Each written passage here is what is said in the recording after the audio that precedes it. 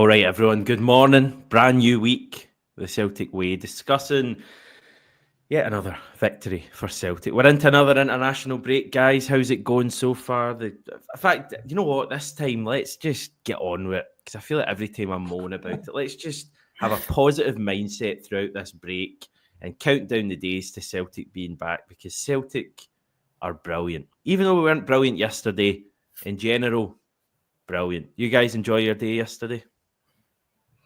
Enjoyed the result, yeah, but it was a bit of a slog, especially the second half. I think Celtic, for one of the first times this season, they've had to call upon Kasper Schmeichel to really come up trumps, and he certainly did. He was by far and away my man of the match yesterday. The player ratings are on the website. I gave Kasper Schmeichel a 10 because without Kasper Schmeichel, and I think last season they would have lost that game. But, you know, especially the save from Matty Kennedy.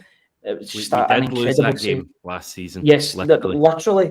There is the proof. Last season, Kilmarnock gave all that they had. I thought they were absolutely brilliant in the contest, especially the likes of Ndaba. I thought he was a real standout for Kilmarnock on the day, a real powerhouse, a real heavyweight at the back or in the midfield.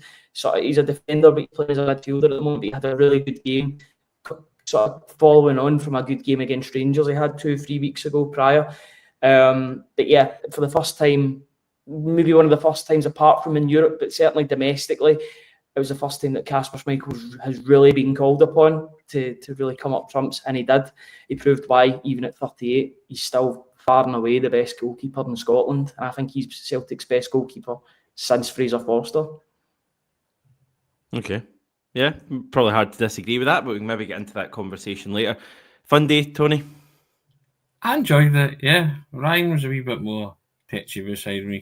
He felt that Kilmarnock were going to score at some point. I was pretty chill about it, because I saw the way Kasper Schmeichel was playing, and I thought he's having one of those days. And I just felt it'd be a matter of time, because even though Kilmarnock had large spells in the game, whenever Celtic went forward, they went forward with menace. Could missed a couple of chances, having been teed up by Ida, and I always felt that a second goal was going to come and give them that breathing space, and it duly did. And when Kuhn picks up that ball from the long pass from Johnston, you just know what he's going to do, but you're powerless to stop it. And but I always felt that there was an element of control. I know Kilmarnock had their moments, but when you've got manager branded the goalkeeper world class yesterday, so you can't disagree with that. He saved from Matty Kennedy was top draw, and that's what he's there for, I guess. He'll tell you that himself, Kasper Schmeichel. But he did it with aplomb yesterday, and I have to agree, he was Celtic's best player, and I felt Ndaba played Engels very, very well. He won that physical battle. Yeah, he won that physical battle against Engels, and McInnes won that tactical joust with Rodgers in terms of putting Ndaba onto Engels. And it wasn't Nicholas Kuhn's greatest game, but I guess that's why he stayed on the park, isn't it? Because you have that out ball, you have those moments. And lots of people were having their say about Adam Ida, and my defence of Adam Ida was that he didn't hide. He always showed for the ball. His first touch let him down at times, and his distribution let him down at times, but he did set up Kuhn with two great chances at goal, which he never took. And that surface is always a great leveller. So, and he get whacked to beauty, which to me, I have to ask why that wasn't viewed by VAR or comes under the red card category, because you saw the state of him and how long he was down for. It was a flailing elbow, wasn't it? I don't know. I mean, I only seen it in real time once. I haven't seen a replay of it yet, so somebody might have to. I'll need to see it before I make a more informed judgment. But listen, sometimes you have to win ugly, don't you? And I think it was an ugly win. But these are the games that win you titles as you move along. I said to the manager yesterday, goals win matches, defences win titles. And I think that was a stellar display of defending yesterday as well. And they got the goals that mattered. I think it was a great result, all things considered, given that we'd just beaten Leipzig.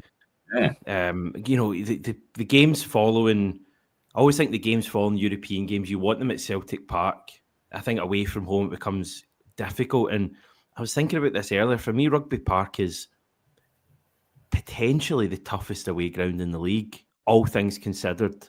I know there's better teams in Kilmarnock, but in terms of like going there and the pitch, and I don't want to go on about it, but the pitch is difficult. It can be fine and I get that there's days we've turned up and played really well and battered Kelly. I think we've battered them 3 times over the past 3 or 4 years. But equally, there's been far more games where Kelly have beaten us or drawn with us or made it really difficult for us. And I think going into that game, after the effort we put in and the high of Wednesday night or Tuesday night against Leipzig, I think that was the recipe for drop points yesterday. Genuinely, I think drop points were in the offing there. And I don't think it would have been a massive surprise if we had a drop points, but I thought it was a really good effort from the team, given that really you would go throughout the team and outfielders, I don't know how many you would actually say had a particularly good game, but we still found a way to win the game. I heard a stat, it was Ian Crocker actually talking earlier, saying that I think since the SPFL came into being, which was I think 2013, so 11 years ago, that was the most shots that Celtic have faced in a Premiership match, which I think shows, how difficult a game that was yesterday. And I thought Kelly were really good, to be honest. I think they make it really difficult for you. And we've seen that. We've lost twice there last season. Rangers have lost twice there over the past couple of seasons. It's a really tough place to go. And I just think, for me personally, rather than kind of nitpicking about certain players' performances, I think I would take the positives from that. And I think that was a really, really good win, especially after Aberdeen on Saturday had gone and won. To go into the break top, I think it was a great result. Ryan? I think there's a beauty in winning ugly in games like that and really grinding out a result. And you get the same amount of points beating a team 5-6-0 as Celtic did the last time they went to Rugby Park as you do grinding out a result. Still get the 3 points at the end of the day. It was all about Celtic winning and keeping that pressure on Aberdeen and in turn Rangers, because they were kicking off later as well. They managed to do that. The stats would suggest that Celtic kind of got away with one yesterday, but I would say it was down to Kasper Schmeichel as well. The fact that they got the result, the stats would tell you that Kilmarnock had the better chances in the game. It just so happens that Celtic have got a better goalkeeper than Kilmarnock's, and that's the reason why they won the game on the day. And they've got somebody with top end pace, the level that Nicholas Kuhn has, to really get away from his mark. It's a great ball in from Alistair Johnson, but the speed and the directness from Nicholas Kuhn, he wasn't scoring that goal last season. That's a complete turnaround in his game. The confidence is just, you can see it in his game. He wasn't having the best game yesterday, but he always looked dangerous whenever he got the ball. It always looked as if something was going to happen whenever the ball was given in his direction or was sent in his direction. And 10 goals, 11 assists. That's one hell of a total for November, and it's not even the end of November; it's the start of November. And we'll still get games to go in this month. We're getting to the point now where if Nicholas Kuhn can keep this up, he'll be rivaling Scott Sinclair numbers if he can keep this going from now till the end of the season. You'd think it's Sinclair's first season at the club. Incredible totals. He got good numbers in the second and the third season, obviously, but the first season he was electric and could have shown those levels. He's a volume player and he's now getting those goals and assists that his game deserves, and I couldn't be more delighted for him. But yeah, they grinded out a result. Winning ugly is always a good thing. I totally agree with Tony. Attack wins you games, defence wins you championships. It's certainly true, and that's what happened yesterday. Are we in danger of kind of building things up to a point that they're not in keeping with what actually happened? Like, I've heard stories of Kelly bombarding us and stuff like that. I mean, from my memory, 2 big chances in the game, the Watkins one and the Kennedy one. Did they have any other big chances? I mean, we had like Kuhn had 2 himself. He had shots at goal and periods of sustained pressure, but he didn't, as I say, that depending on where you were reading it, I never really felt that Kilmarnock were going to score. The Watkins chance apart, you sort of say, you got fortunate there, but Ryan was a bit more. He was more on edge. He was thinking, if Kelly score here, it's going to be the Nat Phillips rerun, weren't you? You were a wee bit more kind of. But just to tell, I had every right to be honest, because Celtic were under the cosh for 10-15 minutes, and it looked as if, if it wasn't for Schmeichel, I say this, and I mean this with the greatest of respect, if Celtic had Joe Hart and goals, they wouldn't have won that game. Schmeichel just came up trumps when it counted. I mean, they had 3 big chances. I'm just having a look on stats bomb just now. They had Marley Watkins, they had Matty Kennedy, and David Watson had a chance as well that was quite close to the goal. That was a miss. It wasn't a save by the goalkeeper. It was a miss from close range. So those 3 big chances. But, a bit... it depends on your interpretation, Hamish. I was quite relaxed about it. I thought Kilmarnock played as well as they could. And Celtic got goals at really good times. First half injury time, they go on a go ahead, and then 70 minutes to get the second goal, and it kills it, because once that goes in, that's it. We get the breathing space. Then when the subs came on, Celtic actually started to play a wee bit better as well. So I felt that, I don't know, I didn't feel as nervous about it the same way I did that time they lost at Rugby Park, when the felt it was the Nat Phillips game, but when that turnaround happened, so I don't know, maybe it was me, or maybe I've just had confidence in this team to grind it out and see it out. And they've shown, since Atalanta, they've shown different ways of playing, right? They showed in the Champions League they can go and grind it out against a top-level team. They've blitzed Aberdeen in the semi-final. They've taken a heavyweight scalp in the Champions League in RB Leipzig. And then, as you say, they've gone to Rugby Park on a day when it is right for dropping points, and they've dug in and they've found a way to win. And I'm with you. I'm taking the positives from it all. Now you get a chance to regroup, recalibrate, and go again.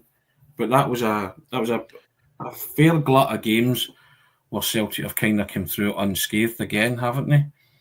And you're quite delighted at that. And there's no serious injuries to my knowledge. So you've got guys that have got a couple of weeks now to refresh and recharge. And, I think, as you say, without going over or pouring over individual performances, Celtic weren't at their best yesterday, but they still found a way to win. And I thought that was the most convincing thing about it. You needed your goalkeeper to step up yesterday, and he did. But I don't know, maybe it's just, maybe I'm just getting older, but I never felt, even though Celtic were under the cosh for spells and Kilmarnock played well, I never felt that they were going to concede or they were ever going to lose that match. As I say, that's interesting. Reading of it. I find it interesting how two different people can feel so differently about watching the same game. It just kind of sums up. I guess I'm probably somewhere in the middle, in that I felt relatively content that we would get to where we needed to be. But I think if Kelly had equalised, I'm not necessarily sure we would have had another goal in us. It did feel maybe like one of those days it would have been difficult. Just personally, it's probably a wider point. I struggle too much domestically in general to have much fear at the moment and to really feel that kind of jeopardy.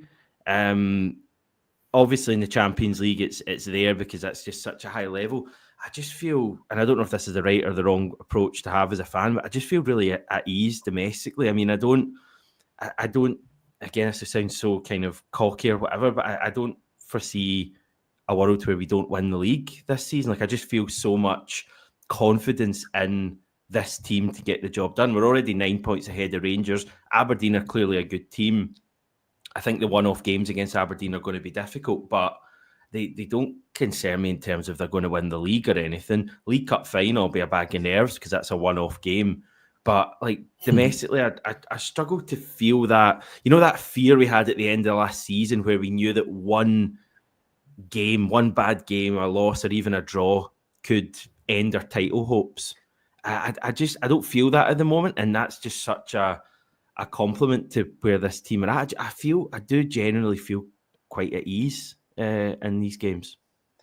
Certainly feel more at ease when Auston Trusty is in the back line nowadays, to be honest with you. I think he is really becoming a key player for Celtic. I like what he brings to the team, both on and off the pitch, both in possession and, you know, the constant communication he gives with his teammates. I think every Celtic back line now at the moment has Auston Trusty in it, because not just is he a good player, which he is, Celtic spent $6 million for him, but he's dependable fitness-wise as well. How many games is that he's started in a row now since Bratislava? I think that's 10, 11 games he's started. He's dependable. He's 26 years old. He's in the prime of his career. He's getting a run at a team unlike what he's had before. Yes, he played games for Sheffield United. It was a bad season for him last season. But I was made to believe, and I made this point last week, I was made to believe that Auston Trusty was bad on the ball in possession. I don't know where that's come from. I don't know if it was just the side that he was playing under. But between him and Schmeichel, Celtic went up a level at the back. And Scales is a decent passer as well. Yes, he can make some slack passes. It can happen to anybody. But I think with Schmeichel and Trusty, you're seeing that high level and these players playing at a high level down south. How it's... I mean, I know Schmeichel was playing away in Anderlecht and he was playing in Nice before that, but all those years he had at Leicester, you can see with these players playing at a high level and being used to playing with possession, how it's helping Celtic in that transition from defence to attack. I'm delighted with Trusty's progress, especially over the past 3-4 games. I think this, between the last international break and this one, this has really been the making of Trusty. That Atalanta result, coupled by performances in the league, and then that Leipzig performance, and then going to the plastic pitch of Kilmarnock and putting in, I thought he was the best defender on the day out of the four. You could maybe put Johnson into that category because he got the assist for Nicholas Kuhn's goal. You know, it was a good ball over the top. I just think Trusty again was so solid, and I'm delighted with his progress at the moment because he's looking like a Celtic player now. And I wasn't saying that after the first couple of games, but you need to give these players time. And now that he's been given that time, he's looking like a £6 million signing. I think he's better on the left. There was a couple of moments yesterday that, you know, the one he gave the ball away, wasn't he? Him and Scales had a bit of a misunderstanding. So I think he's certainly better on the left. But yeah, I've been really happy with his development. I want to see him and Carter Vickers together for a run of games. I've said that for a number of weeks now, and I know a lot of people took that as me saying, you know, Liam Scales is hopeless, which is not what I was saying at all. But that's the partnership I want to see, and I think that's the best centre defensive partnership. I think since Atalanta, both Schmeichel and Trusty have proven that they deserve to be in the team. Schmeichel deserved to be in the team before that, but since then, the two of them have been more or less flawless, haven't they? And, you know, Ryan, say that's why you trust the two of them now, big time.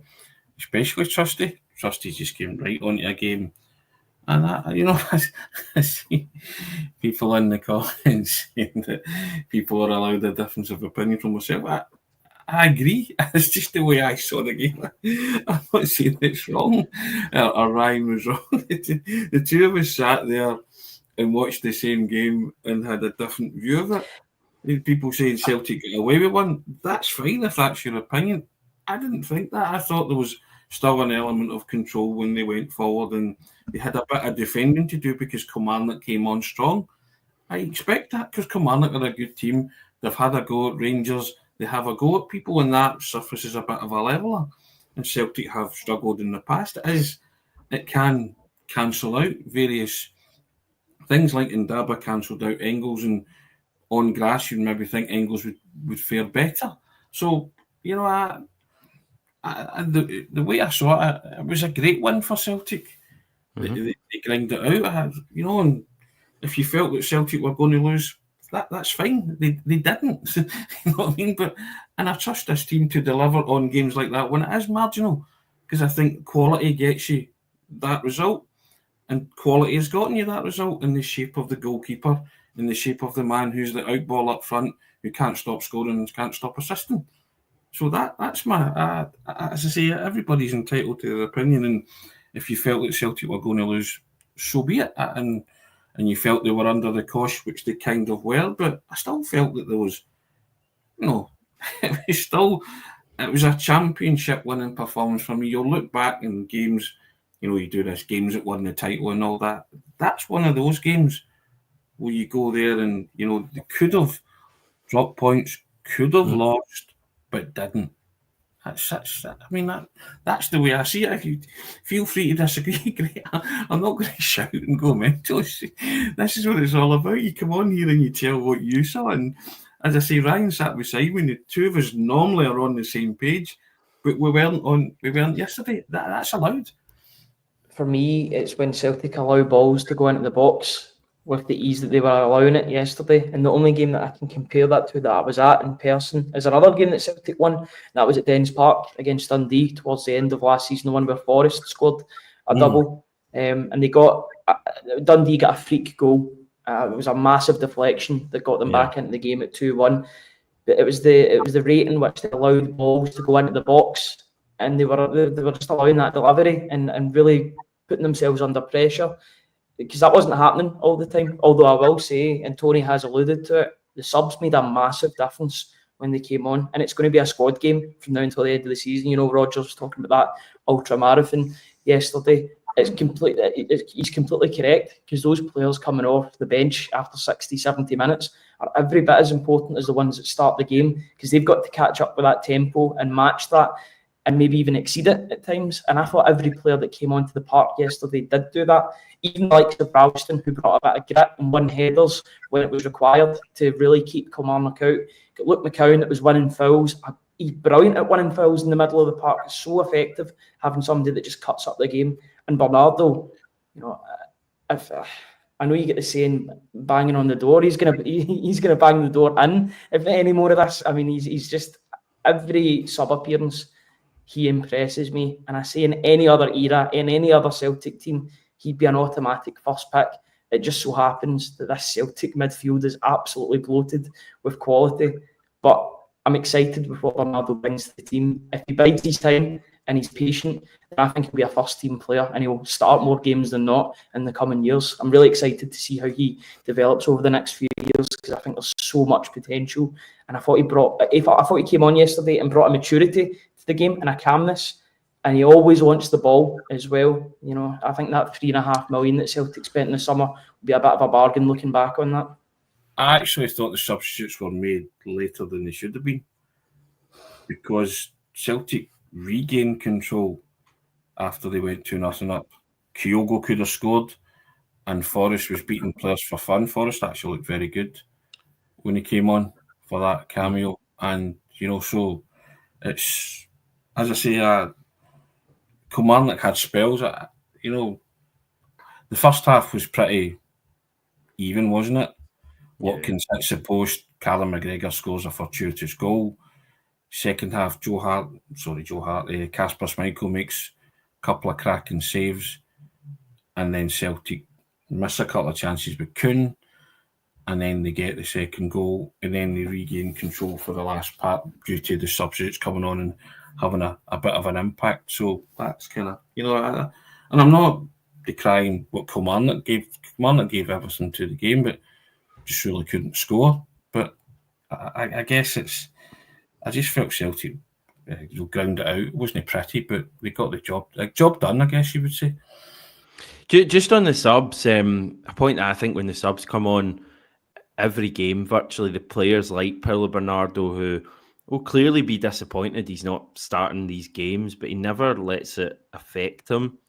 Always just comes on and performs and really adds something, and never lets a match pass him by, even if he's clearly disappointed he's not started the game. And I think he's right to feel disappointed. I think it's quite unfortunate that he's not starting games at the moment, because he's not doing anything wrong, but equally he's coming on and performing. And Luke McCowan, you'd say the same, and Ralston, who we don't really see Ralston that often anymore, but when he does come on, or if he does come in for a start, he looks good and scales. The attitude is spot on. It feels like a genuine squad effort from this team this season. It's not like we've got 11 players doing the job and maybe a couple of subs. It feels like there's 18, 19 players there who are all going to have a big part. And Brendan Rodgers, you guys would have been there. Brendan Rodgers spoke about that after the game. He says we obviously have our little break now. Then we come back to the absolute ultra marathon spell where every single player will be needed. But it's so exciting. Just look at the games between now and February. There's no rest. There's no breather. I mean, honestly, cannot wait for this to kick off. I looked at this earlier just briefly, and I'll do it again very briefly. So we come back, Hearts away, Saturday night, brilliant game. Club Bruges, Champions League, Ross County at home. We then go to Aberdeen midweek. What a game that's going to be. Hibs at Celtic Park's always good. Dinamo Zagreb in the Champions League, Cup final, a few days after that. Then we go to Tannadice. And then a week after that, or 2 weeks after that, we've got the next derby at Ibrox. Then we've got Young Boys coming up, Aston Villa coming up, Aberdeen Rangers shortly after that. We could have, and probably will have, at least 2 more Champions League knockout games. Like, it is a properly exciting period. Probably like as exciting as I can ever remember a Celtic period. There's going to be so many huge games to look forward to. And I think the point I'm making, just to go back to my original point, I think the squad is ready for this. Yeah, and just quickly to go back to Bernardo before I talk about the fixtures, and it is an incredible fixture list. I think he's channeling that frustration of not being in the starting 11 perfectly by making an effort when he comes on the pitch, because he could quite easily go in a huff by not getting the game time. You know, he made such a telling impact in the Scottish Cup final. He was brought back. You know, he was the talk of the town, and then Celtic go and bring in Engels and Luke McCowan in the final day of the transfer window. So all of a sudden, he was yesterday's news, but he's banging on that door to start games, and I think it shows real quality and maturity at a young age, because you've got to remember he's only 22 as well. It's incredible to think that, because he plays with a maturity beyond his years on the park, but off the park he seems to really take care of himself as well, and he seems like a consummate professional. But just on those fixtures, it's high octane. It's going to be every week, but you wouldn't want it any other way. I think you've just got to enjoy this international break if you can. Enjoy the downtime, because from about next Saturday until about March, it's going to be non-stop.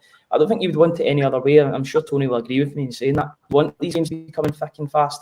This is what you look forward to. It's always a bit of a stop-start season with the international break, and then you've got this run, and there's no winter break as well, so it's going to be all the way through.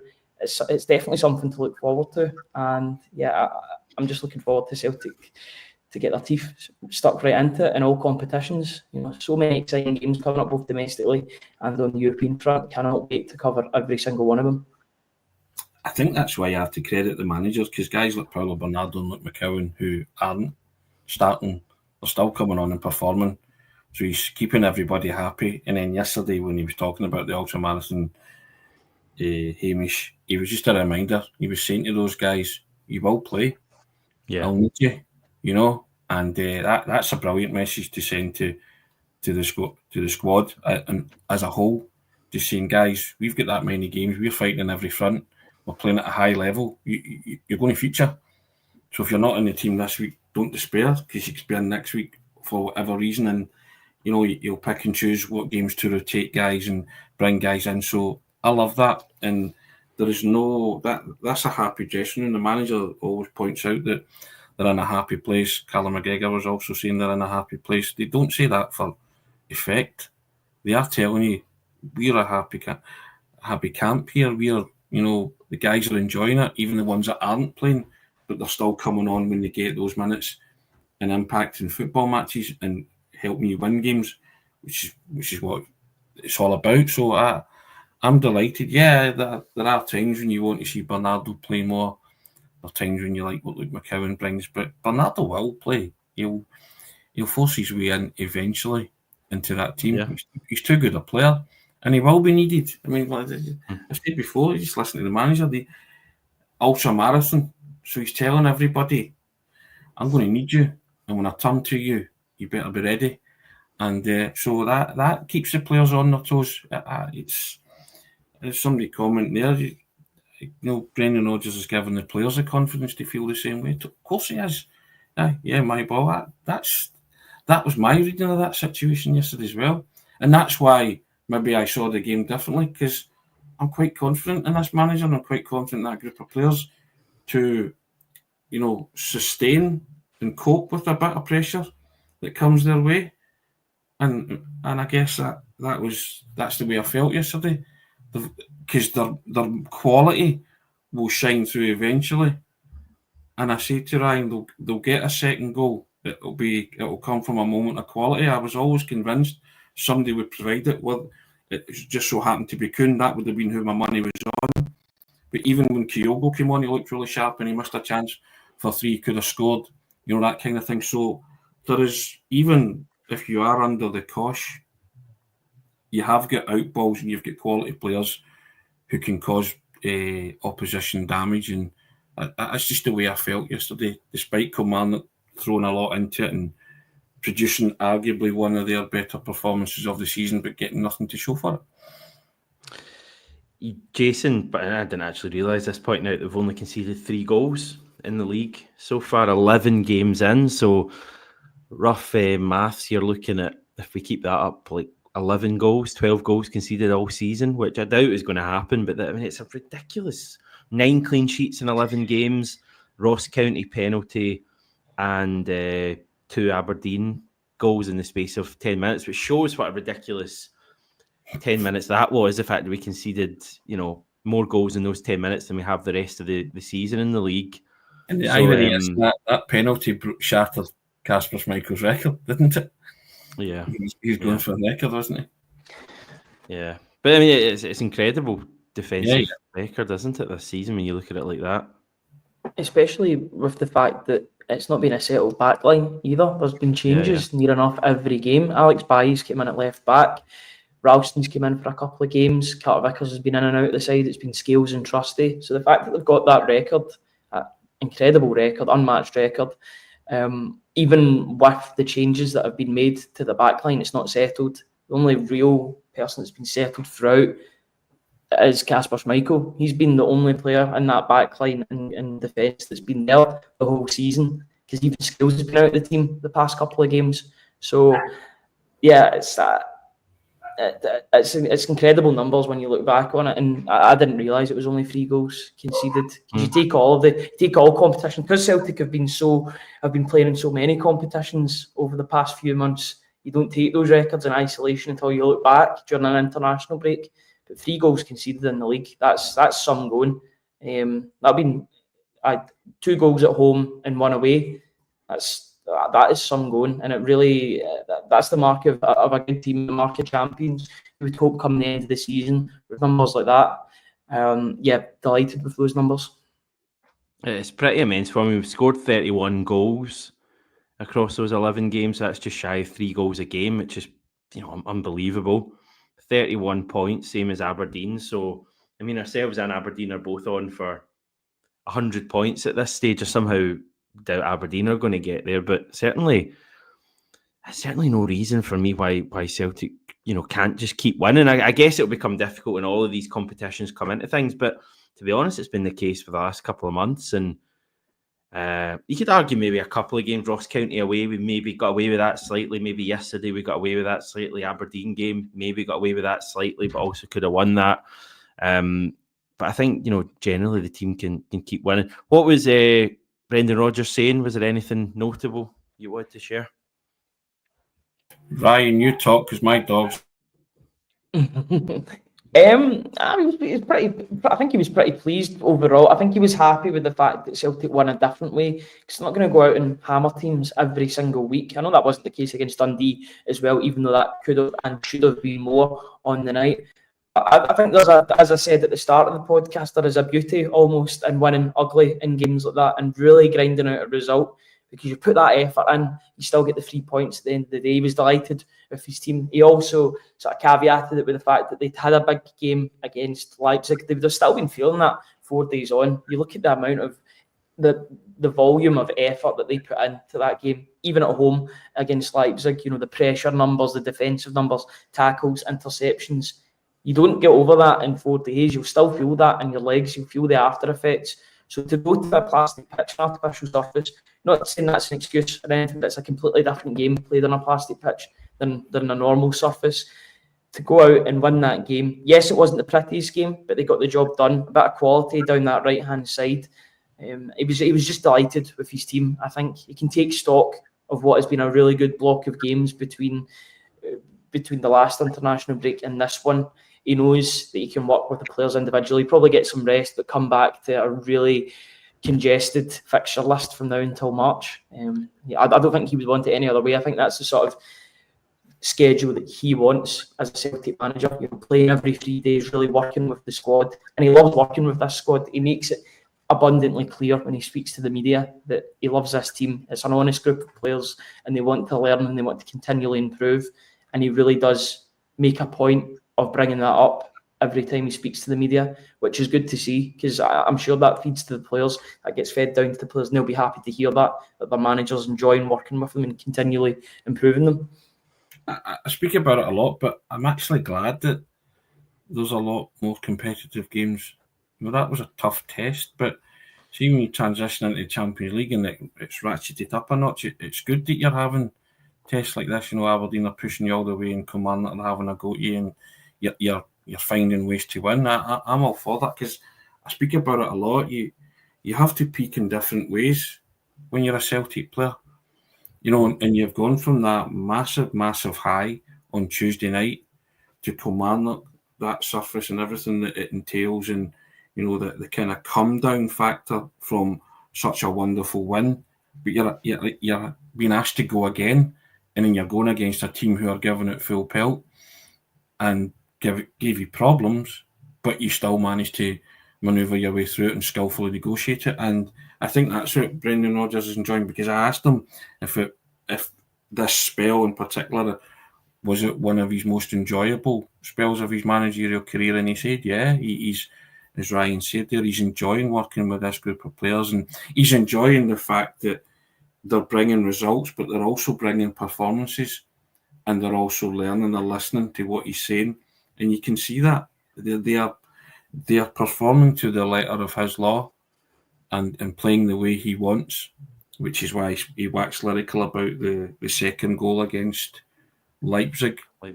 Which if you ask Brendan Rodgers, that'll be his favourite Celtic goal of his managerial career. You're going to have to go some to beat that in terms of what Celtic actually did. And it seems a simple goal when they've all squared across, but it's everything that led to that was the hallmark of what Brendan Rodgers has been preaching to his team. And that's what makes, I think, Rodgers and the players and the Celtic supporters enjoy each other, enjoy what they're bringing, because they're all in tandem. He is getting a tune out of them all, and everybody's happy, even the ones that aren't regularly starting. And you can see that, and I think that's why he enjoys talking about that. So it's why the supporters enjoy watching this team at the minute, and you're caught in a moment in time, and nothing's been achieved yet. We get that, but it's heading in the right direction, isn't it? And you can actually see it for yourself. You're watching it before your very eyes, and you're thinking, there's something special possibly in the offing here. I felt that all the way since pre-season, that this could be a really special season, and that feeling's just grown as the season's gone on, and I think that's part of why I'm so excited to get back and into this run, because it's not just that we've got so many exciting games coming up. I think these are exciting games where Celtic can go and achieve things, win the League Cup. How good would it be to beat our rivals and win the League Cup? And imagine qualifying for the knockout rounds of the Champions League for the first time since 2012, 2013, and how long can we stretch this unbeaten run in the league? Can we get to a point where we start talking about invincible seasons and all of that stuff? There's just so much excitement and so much to be achieved from this team, and a real opportunity, I think, for the team this season to give us one of the greatest seasons in our history. And I know that's a mad thing to say, but I think there genuinely is an opportunity there if we go and win the treble and reach the knockout rounds, possibly even the last 16 of the Champions League. Oh God, I'm getting carried away. Stop me, someone. You're allowed to. Football is about dreamers, and there's no fun in football if you don't dare to dream. The only team to beat Celtic since March, I believe, is Borussia Dortmund, which is one hell of a run. I know there was summer in between, so you've got that big period where Celtic weren't playing football. They still managed to play RB Leipzig. They've played Rangers. They've played Aberdeen, Atalanta, etc. And it's only Borussia Dortmund that have been able to beat them in that time. And that was a bit of a freak result. Now, looking at the two respective teams and the way that particularly Borussia Dortmund are playing at the moment, Borussia Dortmund played out above and beyond their best, I would say, and Celtic had a really bad night at the office. I would be intrigued to see what would happen if the two teams played each other. If it was a group format, no. if Celtic brought them back to Celtic Park, I would be intrigued to see how that would go, because I think Leipzig are a better team than Dortmund. That's part of the Hamish, you're out of control. Fair point. Not going to disagree with that. Right, okay, let's head off. Before we do that, please consider subscribing to the channel. We can't do this without all of you. And I know a lot of you are subscribed, and it means a hell of a lot to us. But if you're able to take a wee minute once we're finished here and just click that button. People don't know this, or maybe they do, but it's completely free. It doesn't cost you a penny to subscribe to the YouTube channel. You can get alerted when we're about to go live as well. So it really does mean a lot to us. We'll head for now, everyone, and return this time tomorrow. Have a lovely Monday, and we'll